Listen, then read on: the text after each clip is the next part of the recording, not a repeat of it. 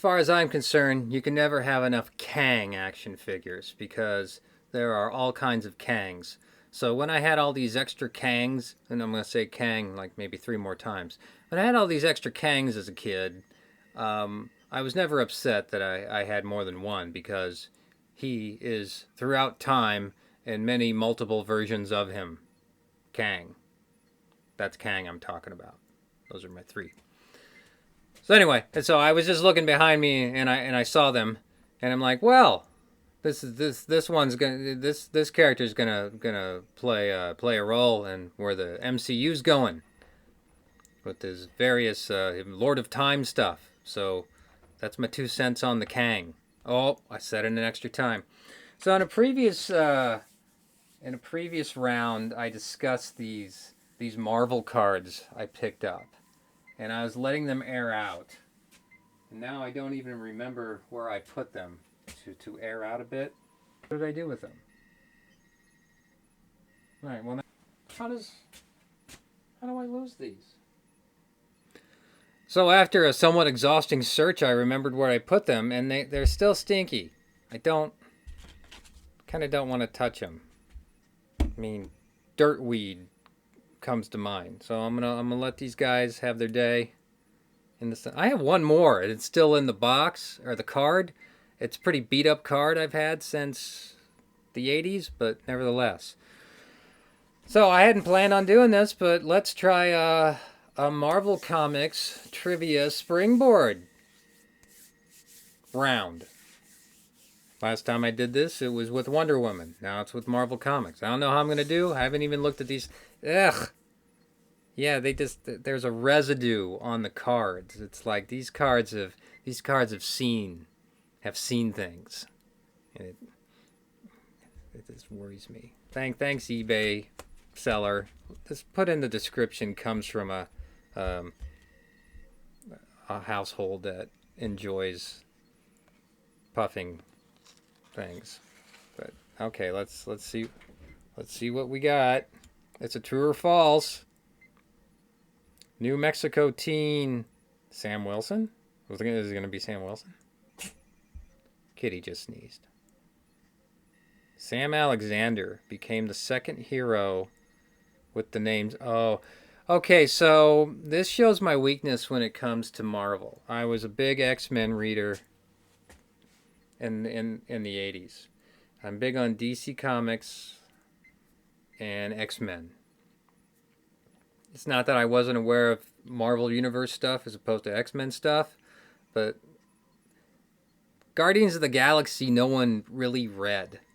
We knew Captain Marvel, the Jim Starlin stuff. Surfer was kind of grounded into FF, but the real cosmic stuff outside the Starjammers, that was its own thing.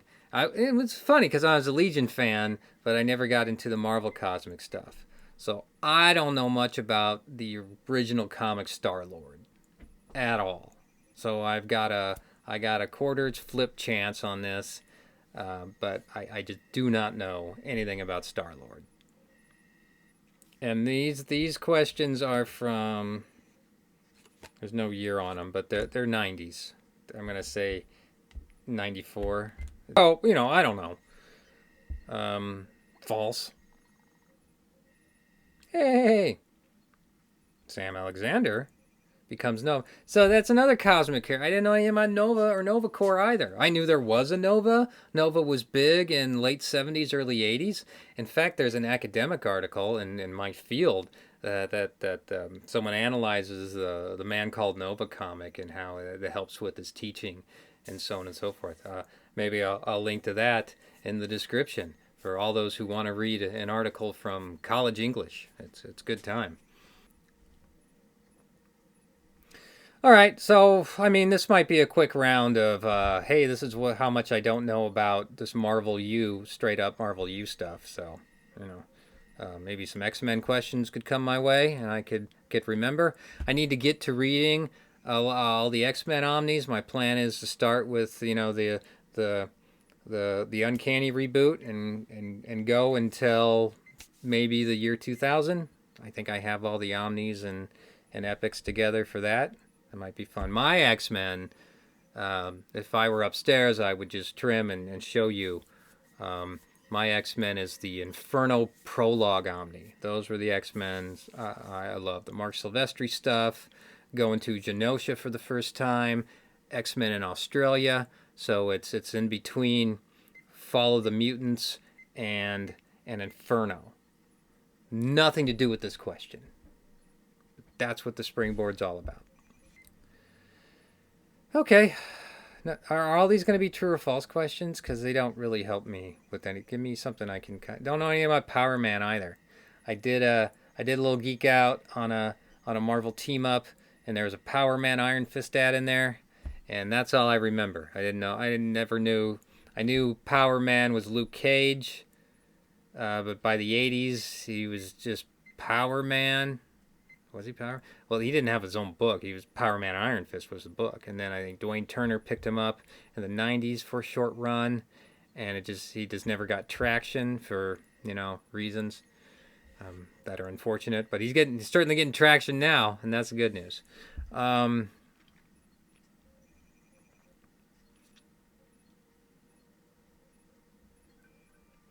Superhuman registration. When did that happen? So this is a 90s card, so we're not looking at the Civil War stuff. This is way, way before that. Yeah, I'm just going to say, yeah. That sounds like Cap would be against such things, because he's Cap. He's about the justice more than the law, even though he was a soldier. But he was a super soldier, so that's Cap. And in his spare time, he was an artist. That's the Mark Grudenwald version of Cap. The long, epic run Grudenwald did with Captain America. And then Mark Waid took it over, and it became pretty popular until he had it taken away from him so Rob Liefeld could sketch like 4 or 5 issues. I feel like a dive into Rob Liefeld's Captain America is certainly one worth doing. I want to reconsider it and give it a fair shake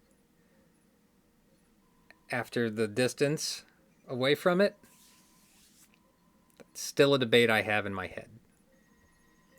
And don't forget Liefeld's Fighting American. I'm ready for it. I've got Liefeld's Fighting American here. I feel like I want to do a dive into at least the issues I could get at the time. This is what he did right after he got fired from Captain America. He found the Fighting American, and they did his thing. So we had a run on these from his awesome comic line. And here's some Youngblood. There's a lot going on with Liefeld after Captain America.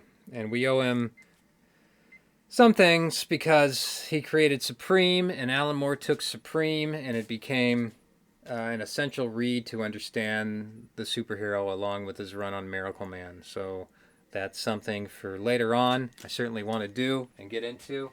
It's the comic side of me. So I want to do a deep dive on Liefeld and his not significance, but influence on where his creations went after he was gone. So I don't think he's a bad guy. This has nothing to do with Power Man and the battle over superhuman registration, but Captain America reminded me of Grudenwald's run, which got me to Wade's run, which got me to Liefeld's run, which got me thinking about Liefeld, because Liefeld's been on my mind a little bit lately after going through the long boxes and seeing these Fighting American issues. And I'm like, oh, yeah. You just want to like it and appreciate it, but it for another time, perhaps. And here I didn't think I wouldn't have much to talk about. Now the headspace is going into the comics, and I've got plenty of that stuck up there too. It's true. Power Man was opposed to the Superhuman Registration Act, and why would he not be? There you go. So these are the... I'm going to just identify these as the dirt weed cards from now on. Now, this is a multiple choice question here. And this is another multiple choice question. And this is a question with just an answer that you don't have a choice, and it's either true or false. So we have a bit of variety, but I'm not, even if I looked over some of the names, there aren't any X-Men questions here. It's all mainstream MCU. I'm sorry. I meant Marvel comic universe, not cinematic. So this is all Marvel universe stuff. That's my weakest when it comes to my comic background and history. Which says something, because I'm not alone at the time. As a Gen X comic fan, not many of us are reading Marvel non-mutant books during the heyday of the 90s, which kind of makes the new movies more enjoyable because I get to see something new and not just have the baggage of what happened in this issue, what happened in this issue. So these should be fun eventually, and it came with just a few miscellaneous kind of totally right out of the 90s kind of cards. I don't even know who this person is. This Forearm. Really? This is your okay. Forearm. I mean, whose villain were you? Who did Mutant Liberation Front? Okay, so this was were these the Freedom Fighters? No, Mutant Liberation Front was something else. So that's Forearm. The long history of Forearm.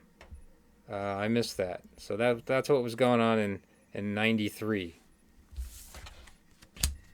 That's gonna have to be the cover to this round. Okay, Beast and Gambit. Okay. Oh, that's Storm. Oh, good. We got a Storm. Storm and Professor X. That's not a bad card.